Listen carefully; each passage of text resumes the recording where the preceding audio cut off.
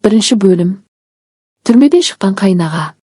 Адам кейде өз үйіне бейтаныс адам кіріп келгендей күй кешеді ғой.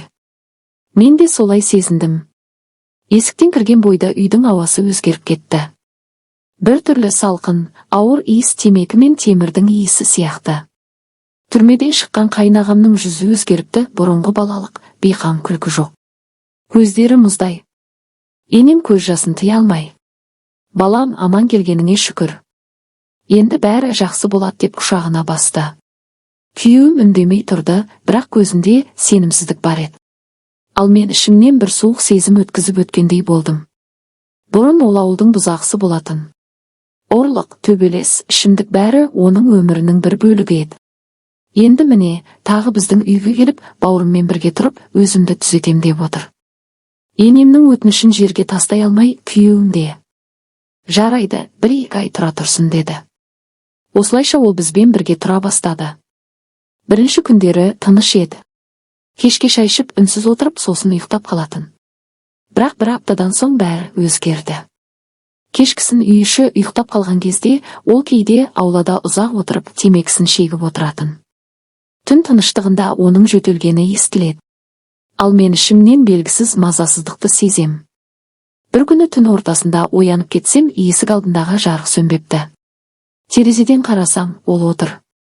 Көздері бір нүктеге қадалып қалған, ойланып отыр ма, әлде қайда кетіп қалған ба, білмеймін. Күйеуім вахтада еді. Апталап үйге келмейді. Сол кезден бастап мен өзімді қауіпсіз сезінбей қалдым. Бір күні таңертең енем базарға кеткен. Мен ас үйде шай дайындап тұрдым. Ол бөлмесінен шығып маған қарады. «Шай бар ма?» деді. Дауысы төмен, бір түрлі салқын. Мен жоқ дедім де, артыма бұрылмай, шайнекке су құйып жаттым. Бірақ оның қарасы арқамды күйдіріп тұрғандай сезілді. Сол сәттен бастап мен әр қимылымды аңдап істейтін болдым. Жуынуға барсам, есікті 2 рет тексерем. Түнде ұйықтасам, есіктің кілтін іштен бұраймын. Ал енем болса, ол түзелген, балам енді жақсы адам болады деп үнемі айтып жүр. Мен үнсіз ғана басымды изеймін. Бірақ әйелдің түйсігі алдамайды ғой. Кейде ол менің артымнан үнсіз қарап тұрады. Кейде тіпті менің жақтан өтіп бара жатып, иығымды байқамай түртіп кетеді.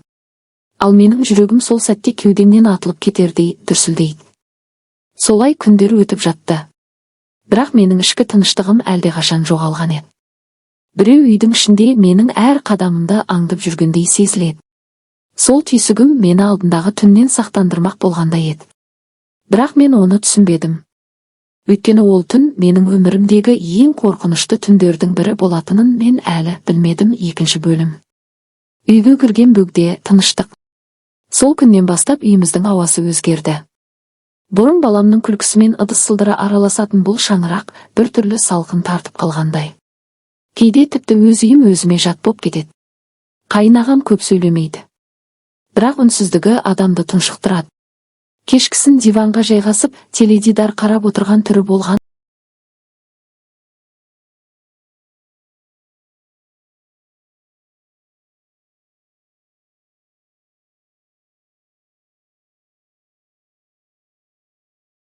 Түрмеде не көрмеген, енді жаңа өмір бастауы керек дейді. Мен бас изеймін.